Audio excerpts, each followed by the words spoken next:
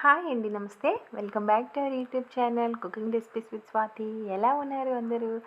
ఈరోజు నేను మీకు రవ్వ దోశని ఇంట్లోనే సింపుల్గా ఎలా తయారు చేసుకోవాలో చూపించబోతున్నాను. చాలా క్రిస్పీగా వస్తాయి. ఒకసారి ఈ ప్రాసెస్లో మీరు ట్రై చేయండి. వీడియో నచ్చితే లైక్ చేయండి, మన ఛానల్ని సబ్స్క్రైబ్ చేయండి. ప్రాసెస్లోకి వెళ్ళిపోదాం. ముందుగా ఒక మిక్సింగ్ బౌల్ని తీసుకోండి. మిక్సింగ్ బౌల్ని తీసుకున్న తర్వాత దీనిలోకి మనం 1/2 కప్ వరకు బొంబాయి రవ్వ ఉంటుంది కదా, సుజీ అంటారు, దాన్ని 1/2 కప్ వరకు యాడ్ చేసుకోవాలి. ఇట్లా యాడ్ చేసేసుకున్న తర్వాత దీనిలోకి రైస్ ఫ్లోర్ 1 కప్ వరకు వేసుకోవాలి. ఇలా బియ్యం పిండిని 1 కప్ వేసుకున్న తర్వాత దీనిలోకి 1/2 కప్ వరకు మైదా కానీ వీట్ ఫ్లోర్ కానీ ఏదైనా యాడ్ చేసుకోవచ్చు అనమాట. నేను మైదాతో చేస్తున్నాను. మీరు ఇంకా హెల్తీగా చేయాలనుకుంటే ఈ మైదా ప్లేస్లో వీట్ ఫ్లోర్ని కూడా యాడ్ చేసుకోండి. దీని తర్వాత సన్నగా తరిగి పెట్టుకున్న కొత్తిమీరను యాడ్ చేసేసుకోండి. తర్వాత సన్నగా తరిగి పెట్టుకున్న పచ్చిమిర్చి, అల్లం ముక్కలని, అలాగే సన్నగా తరిగి పెట్టుకున్న ఆనియన్స్ని కూడా వేసేసుకోవాలి. వేసేసుకున్న తర్వాత దీనిలోకి రుచికి తగ్గట్టుగా సాల్ట్ని యాడ్ చేసుకోండి. ఈ డ్రై ఇంగ్రీడియంట్స్ అన్నీ ఒకసారి బాగా మిక్స్ చేసేసుకోండి. ఈ విధంగా మిక్స్ చేసేసుకున్న తర్వాత వాటర్ని యాడ్ చేసుకోవాలి.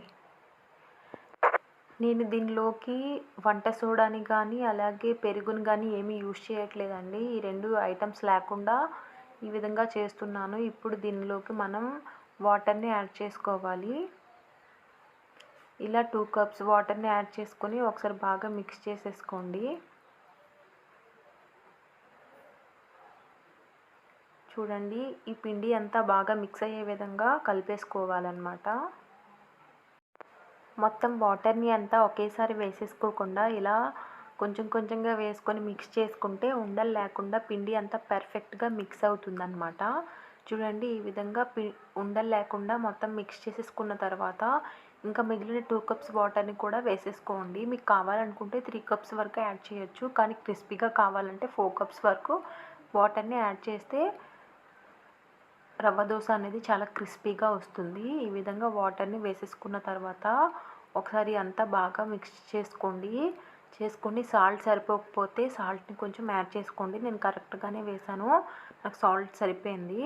ఇప్పుడు మనం దీన్ని ఒక 15 మినిట్స్ మూతను పెట్టి ఇలా ఉంచేద్దాం. 15 మినిట్స్ తర్వాత చూస్తే పిండి అంతా కిందకి వెళ్ళిపోయి ఉంటుంది, అంటే బాగా సోక్ అయిపోయింది అనమాట.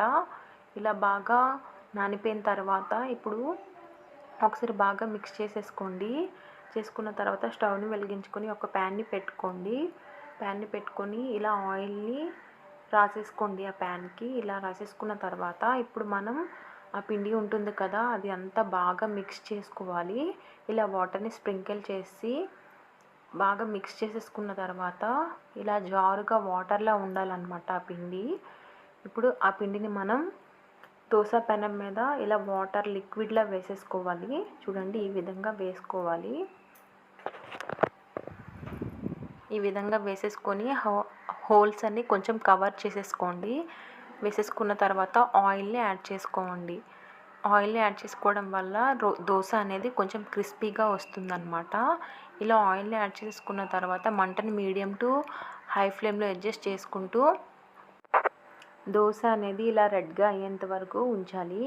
ఇలా అయిన తర్వాత టర్న్ చేసుకోండి. నాలాగా సిలికాన్ గరిటెతో మాత్రం అస్సలు రిటర్న్ చేయకండి. ఇలా చేసిన తర్వాత ప్లేట్లో తీసుకుని సర్వ్ చేసేసుకోండి. నేను దీన్ని ఆనియన్ టమాటో చట్నీతో సర్వ్ చేసుకుంటున్నాను. వీడియో నచ్చితే లైక్ చేయండి.